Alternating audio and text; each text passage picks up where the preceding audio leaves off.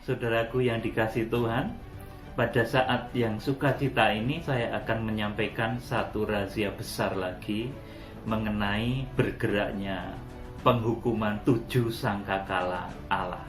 Saudara, ini ditulis di dalam kitab Wahyu pasal 8 ayat 1 dan selanjutnya. Saya akan membacakan, simak baik-baik. Wahyu pasal 8 ayat 1, judulnya meterai yang ketujuh. Ayat 1, dan ketika anak domba itu membuka meterai yang ketujuh, maka sunyi senyaplah di surga kira-kira setengah jam lamanya. Lalu aku melihat ketujuh malaikat yang berdiri di hadapan Allah, dan kepada mereka diberikan 7 sangkakala. Maka datanglah seorang malaikat lain, dan ia pergi berdiri dekat mezbah dengan sebuah pedupaan emas, dan kepadanya diberikan banyak kemenyan untuk dipersembahkannya bersama-sama dengan doa semua orang kudus di atas mezbah emas di hadapan tahta itu. Maka naiklah asap kemenyan bersama-sama dengan doa orang-orang kudus itu dari tangan malaikat itu ke hadapan Allah. Lalu malaikat itu mengambil pedupaan itu, mengisinya dengan api dari mezbah, dan melemparkannya ke bumi. Maka meledaklah bunyi guruh disertai halilintar dan gempa bumi. Amin. Saudaraku, di sini ada syarat dan prasyarat dari bergeraknya penghukuman 7 sangkakala. Jadi nanti hamba Tuhan yang disebut dilantik sebagai 7 bintang, 7 malaikat sidang, atau disebut dalam Wahyu pasal 10 sebagai 7 guru, hamba Tuhan pelaksana dari kegerakan kitab Wahyu, yang di dalam Wahyu pasal 8 ini disebut sebagai malaikat yang memegang ke-7 sangkakala. Dia akan meniupkan sangkakalanya sesuai dengan perintah Tuhan, saudaraku, dan ini ada syarat dan prasyarat khususnya. Tidak kemudian sangkakala itu sekonyong-konyong berbunyi dari langit teret-teret di Eropa, rotototot di Amerika. Tidak begitu, saudaraku. Tetapi nanti sangkakala atau nubuatan firman yang akan disampaikan oleh 7 tokoh di akhir zaman, yang disebut 7 bintang yang digenggam di tangan kanan Allah ini, memiliki syarat dan prasyarat khusus. Syaratnya, saudaraku, ini adalah Wahyu pasal 8 ayat 1. Dan ketika anak domba itu membuka meterai yang ketujuh, maka sunyi senyaplah di surga kira-kira setengah jam lamanya. Saudaraku, Wahyu pasal 8 ayat 1, ketika surga sunyi senyap setengah jam lamanya ini terjadi kapan, saudaraku? Ini terjadi setelah gereja dari Zaitun liar, gereja dari non-Israel nanti bersatu utuh dengan gereja bangsa Israel. Sehingga persekutuan yang kudus ini, saudaraku, persekutuan yang dinaungi oleh Roh Kudus ini akan mengakibatkan, di sini dikatakan surga itu sunyi senyap setengah jam lamanya. Inilah persekutuan yang kudus yang selama ini didambakan oleh para nabi, selama ini didambakan para malaikat, bahkan selama ini didambakan oleh Tuhan Yesus Kristus. Saudaraku, ini syarat yang pertama. Jadi hukuman sangkakala itu nanti akan ditiup setelah bangsa Israel dan gereja Zaitun liar bersatu. Setelah Zaitun liar dengan Zaitun asli itu bersatu, menyatu, bersekutu utuh di dalam sembah dan doa. Ini adalah masa kebaktian gereja, kebaktian raya gereja di seluruh penjuru bumi. Masa menyatunya gereja dari bangsa Zaitun liar dengan bangsa Israel sudah bersatu, utuh, menyembah di dalam roh dan kebenaran. Saudaraku yang dikasihi Tuhan, kemudian ayat 2, lalu aku melihat ketujuh malaikat yang berdiri di hadapan Allah, dan kepada mereka diberikan 7 sangkakala.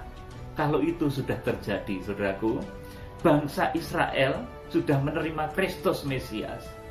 Gereja Zaitun liar, kita semua sudah bersatu dengan gereja Zaitun asli, menyatu utuh di dalam kesatuan tubuh Kristus. Saudaraku, maka tibalah ketujuh guru, ketujuh bintang itu akan diberi wewenang untuk meniup 7 sangkakala. Perhatikan baik-baik. Penghukuman 7 sangkakala ini terjadi nanti setelah gereja dari Zaitun liar dan gereja dari Zaitun asli bersatu utuh. Sesudah itu, saudaraku, baru Tuhan memberikan mandat 7 sangkakala itu kepada 7 hambanya yang terpilih, yang di dalam kitab Wahyu pasal 1 ayat 16 disebut sebagai 7 bintang di tangan kanan Allah. Saudaraku, kemudian ayat 3 saya bacakan. Maka datanglah seorang malaikat lain, dan ia pergi berdiri dekat mezbah dengan sebuah pedupaan emas, dan kepadanya diberikan banyak kemenyan untuk dipersembahkannya bersama-sama dengan doa semua orang kudus di atas mezbah emas di hadapan tahta itu. Saudaraku, jadi nanti ada satu penyembahan di seluruh penjuru bumi. Gereja yang sudah bersatu dari bangsa Israel dan dari gereja non-Israel, dari Zaitun liar dan Zaitun asli itu sudah bersatu. Mereka akan bersatu di dalam sembah. Saudaraku, Wahyu pasal 8 ini di dalam tatanan pola tabernakel terkena kepada mezbah dupa. Ini artinya satu arti rohaninya adalah sembah dan doa. Kasih kita kepada Allah yang tertuang lewat sembah dan doa, praise and worship, saudaraku. Jadi melalui sembah dan doa yang dipanjatkan oleh gereja yang bersatu dari seluruh penjuru bumi, saudaraku, inilah nanti yang akan mampu menggerakkan penghukuman 7 sangkakala. Saudara, jadi kalau orang-orang kudus itu bersatu di dalam sembah, perhatikan baik-baik, baik di dalam sekop kecil, dalam lingkup kecil, mungkin di dalam satu gereja, atau di dalam satu wilayah, atau di dalam satu negara, apalagi ini meliputi seluruh penjuru bumi. Kalau orang kudus itu bersatu di dalam sembah, ini menjadi satu hukum yang pasti, maka dunia ini akan terkena gonjang ganjing, bahasanya begitu, saudaraku. Dunia ini akan terkena hukuman, saudaraku. Ketika orang kudus naik di dalam sembah dan doa, maka dunia dan orang-orang jahat, orang-orang fasik akan terkena hukuman. Saudaraku, ini hukum pasti, saudaraku. Ketika orang kudus menyembah di dalam roh dan kebenaran bersatu, maka dunia akan ditimpa oleh malapetaka yang begitu dahsyat. Apalagi nanti ketika Wahyu pasal 8 ini digenapi, gereja dari non-Israel sudah bersatu dengan gereja bangsa Israel, sudah menyatu utuh, terjadi kebaktian dunia, penyembahan di seluruh penjuru bumi. Saudaraku, ini kekuatan yang luar biasa yang bisa menggerakkan penghukuman 7 sangkakala. Jadi sekali lagi, kalau sekarang ada yang ngomong, sangkakala sudah terdengar di langit, mungkin London, di langit Eropa, di langit Amerika, saudaraku, jangan percaya, itu belum, saudaraku, itu fenomena alam biasa, saudaraku. Tetapi sangkakala yang dimaksud di Wahyu pasal 8 ini adalah bentuk hukuman dari Tuhan kepada bumi melalui ucapan mulut, yaitu hamba Tuhan yang dipakai, yang disebut sebagai 7 bintang yang digenggam di tangan kanan Allah. Saudaraku, jadi ketika gereja menyembah bersatu di dalam roh dan kebenaran, gereja dari bangsa Israel dan gereja non-Israel bersatu, nanti akan mampu menggerakkan penghukuman 7 sangkakala. Jadi saudaraku, kalau orang prihatin, orang bersatu di dalam roh dan kebenaran itu nanti akan mampu mengguncang tahta langit. Kemudian dari sana akan timbul keputusan dari tempat yang maha tinggi untuk melakukan penghukuman atas bumi. Saudaraku, di dalam Wahyu pasal 8 ini saudaraku digambarkan ketika orang-orang kudus menaikkan doa, asap doa kemenyan itu naik, saudaraku, kehadirat Allah di depan malaikat itu, saudaraku. Maka itu, saudaraku, nanti akan menggerakkan hukuman 7 sangkakala. Saudara ingat ratapan tangisan bangsa Israel ketika diperbudak oleh Fir'aun, saudaraku. Mereka meratap, menangis, tidak kuat, saudaraku, berdoa di dalam sembah kepada Tuhan. Kemudian pada saat itu Tuhan memutuskan untuk mengutus Musa untuk membebaskan, membawa Israel keluar dari perbudakan Mesir.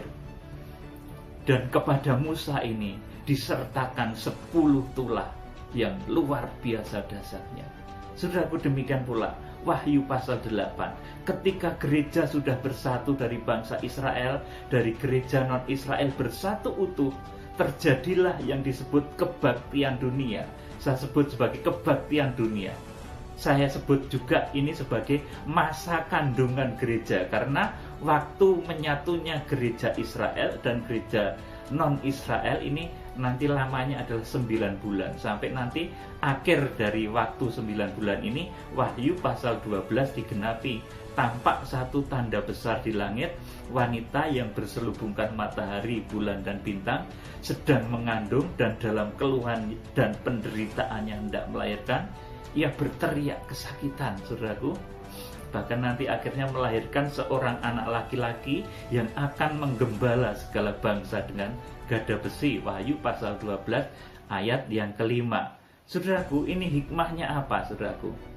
Kita orang-orang yang dipenuhkan oleh Roh Kudus, kalau kita sedang berdiam, menyatu di dalam doa, di dalam sembah, itu mampu menggerakkan penghukuman atas bumi ini.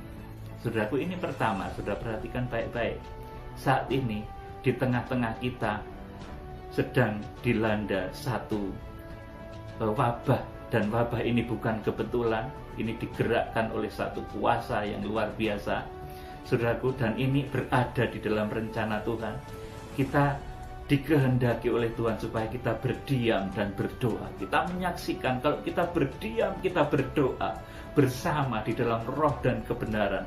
Kita berteriak kepada Tuhan pencipta langit dan bumi yang kita sembah di dalam Tuhan Yesus Kristus.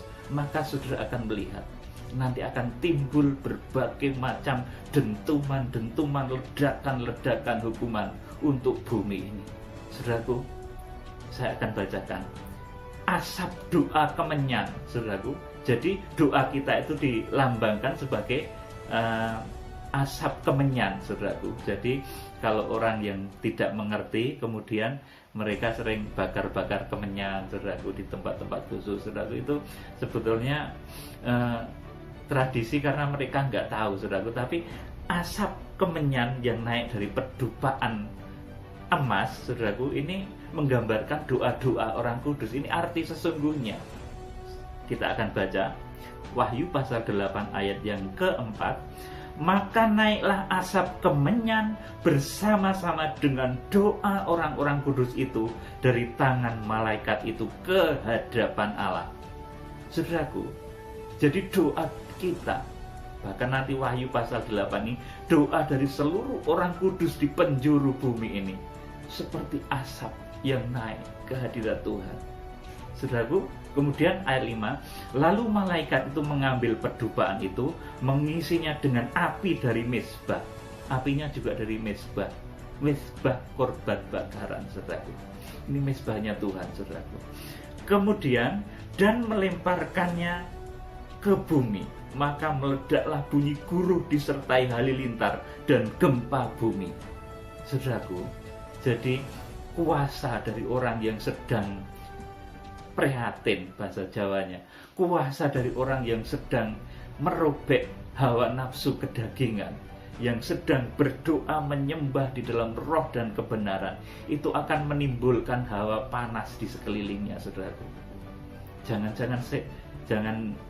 Jangankan cuma setan dan berbagai macam hal, saudaraku. Langit bumi, saudaraku, nanti akan bergoncang kalau orang-orang kudus itu bersatu di dalam sembah dan doa. Saudaraku, kita akan melihat Wahyu pasal 8 ayat ke-6 dan ke-7. Saudaraku, ini satu bentuk dari penghukuman 7 sangkakala. Wahyu pasal 8 ayat 6 dan 7. Keempat sangkakala yang pertama. Dan ketujuh malaikat yang memegang ketujuh sangkakala itu bersiap-siap untuk meniup sangkakala. Lalu malaikat yang pertama meniup sangkakalanya, dan terjadilah hujan es dan api bercampur darah, dan semuanya itu dilemparkan ke bumi. Maka terbakarlah sepertiga dari bumi dan sepertiga dari pohon-pohon, dan hanguslah seluruh rumput-rumputan hijau. Amin, saudaraku. Ini kuasa doa, kuasa doa dan sembah dari gereja Tuhan yang bersatu itu mampu menggerakkan 7 sangkakala. Saudaraku, sekali lagi perhatikan baik-baik. Jadi penghukuman 7 sangkakala ini terjadi, prasyaratnya, saudaraku, ini ketika gereja sudah bersatu dari bangsa Israel dan gereja non-Israel, dari gereja Zaitun asli dengan gereja Zaitun liar sudah bersatu. Kemudian setelah mereka bersatu di dalam sembah doa, menyatu di dalam roh dan kebenaran, menaikkan doa ke hadapan Tuhan, itulah asap kemenyan yang naik ke hadirat Tuhan, saudaraku, yang akan membuat Tuhan, saudaraku, memerintahkan 7 bintang tadi untuk segera bernubuat, meniupkan sangkakalanya, dan terjadilah malapetaka di bumi. Saudara, kalau sekarang ini belum, saudaraku, kitab Wahyu sekarang kita belum masuk. Saudara, jangan buru-buru, saudaraku, karena ini terjadinya nanti, masih nanti. Sekarang kitab Wahyu pasal 1 kita belum masuk, saudaraku. Jangan sembarangan, saudara, kemudian wah, sangkakala sudah berbunyi di langit sana di Eropa, di langit sana di Australia, saudaraku. Tidak, belum. Sangkakala itu tidak begitu. Nanti begitu dahsyat, saudaraku, teramat dahsyat. Bahkan dikatakan ketika sangkakala pertama ditiup, saudaraku, terjadilah hujan es, api bercampur darah, dan semuanya dilemparkan ke bumi. Terbakarlah sepertiga dari bumi dan sepertiga dari pohon-pohon, dan hanguslah seluruh rumput-rumputan hijau. Amin, saudaraku. Dahsyat sekali penghukuman akibat orang kudus menyatu di dalam sembah. Saudara, di saat saudara harus berdiam seperti saat sekarang ini, ayo kita sekarang menyatu di dalam roh, di dalam sembah, untuk terjadinya kesatuan tubuh Kristus, untuk bersatunya hamba-hamba Tuhan, untuk bersatunya gereja-gereja Tuhan, supaya hamba-hamba Tuhan, bintang-bintang Tuhan itu mau segera merendahkan hati dan berada dalam satu fellowship genggam tangan kanan Tuhan Yesus Kristus. Dan kitab Wahyu ini kemudian akan segera digenapi, kemudian akan masuk kitab Wahyu pasal 1 dulu. Saudaraku, jadi Wahyu pasal 8, penghukuman sangkakala ini sekarang dalam nama Tuhan Yesus Kristus belum terjadi, saudaraku. Terjadinya nanti setelah bangsa Israel dan kita bersatu di dalam satu tubuh Kristus. Itu baru akan terjadi. Jadi demikian, ada 2 hikmah yang saya sampaikan. Pertama, kalau orang-orang kudus menyembah di dalam doa, di dalam tenangnya, di dalam diamnya, saudaraku, bersatu di dalam doa dan sembah, maka di sekitar itu akan terjadi hawa panas, akan terjadi hawa misbah Allah, saudaraku, akan terjadi goncangan-goncangan, malapetaka yang dahsyat. Semakin kita bertekun di dalam doa, saudaraku, maka semakin bumi ini dihantam dengan berbagai macam malapetaka, karena Tuhan akan segera datang. Saudaraku yang dikasihi Tuhan, jadi saudara jangan takut, jangan bimbang, jangan cemas kalau belakangan banyak terjadi malapetaka yang menimpa bumi, saudaraku. Itu jawaban Tuhan atas doa-doa orang kudus. Saudara, kedatangan Tuhan itu bukan sesuatu yang menakutkan ya, tapi sesuatu yang membuat kita sukacita. Orang yang betul-betul beriman di dalam Tuhan, kedatangan Tuhan itu menggembirakan sekali, saudaraku. Bukan sesuatu yang menakutkan, sesuatu yang mengerikan, enggak. Itu sesuatu yang membahagiakan, sesuatu yang sukacita sekali, saudaraku.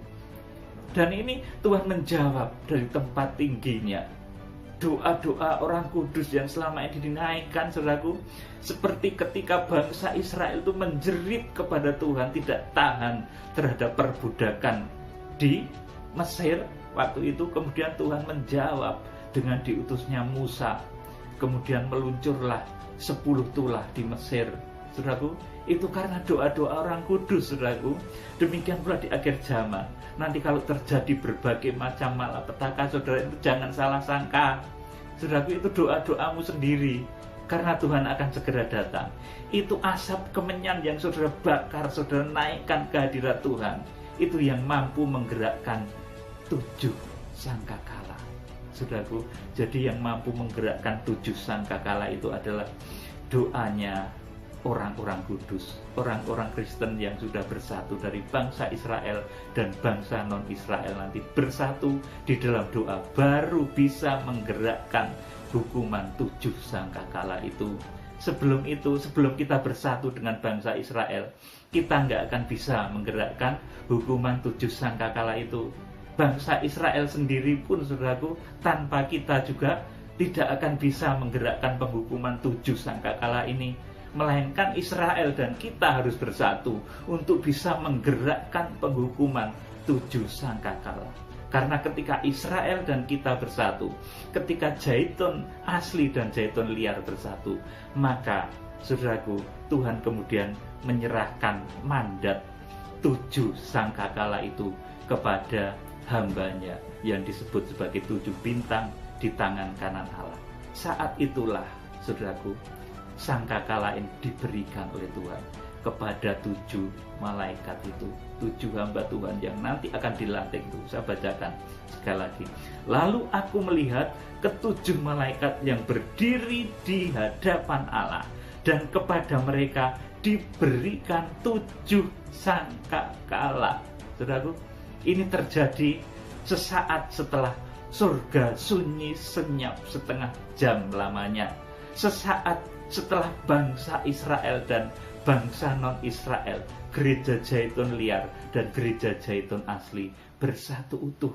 Sesaat setelah itu baru 7 hamba Tuhan tadi diberi mandat 7 sangkakala untuk menghukum bumi seperti Musa menghukum Mesir dengan 10 tulah. Maka saat itulah nanti, saudaraku, terjadi hamba-hamba Tuhan yang disebut tangan kanan Tuhan. Wahyu pasal 1 ayat 16 ini diberi mandat untuk meniup 7 sangkakala. Jadi yang mampu menggerakkan 7 sangkakala itu adalah bersatunya gereja zaitun liar dan gereja zaitun asli. Mereka yang bersatu, kita yang bersatu di dalam sembah ini nanti akan mampu menggerakkan penghukuman 7 sangkakala. Tuhan akan memberikan mandat 7 sangkakala itu nanti ketika gereja sudah bersatu. Saudaraku, sekarang belum. Kalau ada berita tentang sangkakala itu bohong, saya pastikan. Saudaraku, sangkakala hanya akan terjadi ketika Wahyu pasal 8 ayat 2 ini digenapi, yaitu setelah gereja bangsa Israel dan gereja non-Israel bersatu di dalam sembah dan doa. Salam penuaian, Tuhan Yesus Kristus memberkati. Haleluya. Amin.